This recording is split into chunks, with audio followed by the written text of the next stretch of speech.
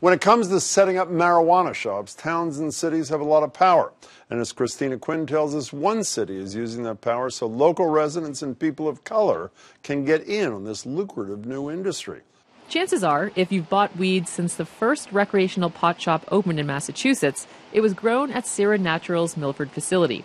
In addition to a wholesale operation, Sira has 3 medical marijuana dispensaries. They're hoping to make the one in Somerville into an adult-use retail shop. But Somerville Mayor Joe Curtatone says not so fast. We don't want this industry to be totally absorbed and monopolized by large-scale commercial or corporate entities. There has to be a place for the individual small entrepreneur. The city of Somerville recently passed an ordinance that requires half of its recreational marijuana licenses go to local residents, co-op businesses, or blacks and Latinos. For decades, blacks were 4 times more likely than whites to be arrested for possession. For generations, the war on drugs has failed us. Here's an opportunity for us to, in a small but important way, address that inequity. The Somerville ordinance is a local riff on what the state is trying to do, which is to encourage more minority ownership of marijuana businesses. But the Cannabis Control Commission says the vast majority of people applying for recreational marijuana licenses are white. This is no surprise to longtime cannabis activist Sia Samora and his wife Leah. People are uncomfortable with the government, right? And so prohibition just ended, and a lot of people are reluctant to just jump into the licensed market. The Samoras are now entrepreneurs. They just launched their first product, a cannabis-infused sexual lubricant called Purient, with the help of Sira Naturals' Accelerator program. Everything that they do for marketing and what it takes to put a product out, I think we weren't ready for that. Part of the role we're playing here is to show people that, look, it can be done. Out of 400 applicants, they were one of only 2 teams accepted into Sira Naturals' Accelerator program. CEO Mike Dundas says it's on big businesses to partner with small businesses in this fledgling industry to level the playing field. We've seen the Cannabis Control Commission and various municipalities try to tackle this issue to varying degrees of success.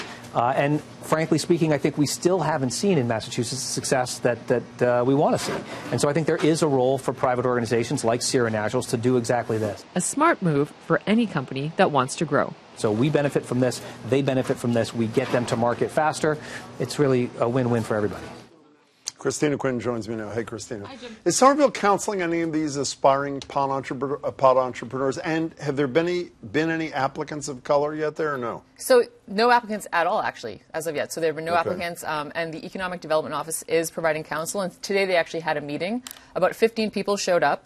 The biggest issue that kept coming up was real estate, just finding the real estate, finding landlords who are willing to give their space up for this type of enterprise. Samoras seem pretty entrepreneurial themselves from that one product. They have anything else in the works or no? Yeah, well, so their next phase is to get their manufacturing license in Boston under their 612 studios and take it from there. Yeah. You know, I've interviewed a number of times here the chair of the Cannabis Control Commission, members of the commission, including the woman who wrote the social equity piece in the ballot question. I think they're totally well-intentioned, but it seems to me that they've approved the capital-intensive things where only the big guys that, as Curtatone's talking about, can get in, retail establishments, but not so much the lower capital-intensive ones. Is that not a fair statement? Well, delivery services would be a great example of that, right? Which have not been approved yet. Has not been approved yet, but the Cannabis Control Commission says that this summer they plan on writing out rules having to do specifically with licensing delivery services. So it'll be interesting to see how that rolls out. Which means that people with less money to invest have a chance to get in the industry. Yes, and actually the Cannabis Advisory Board voted just last month to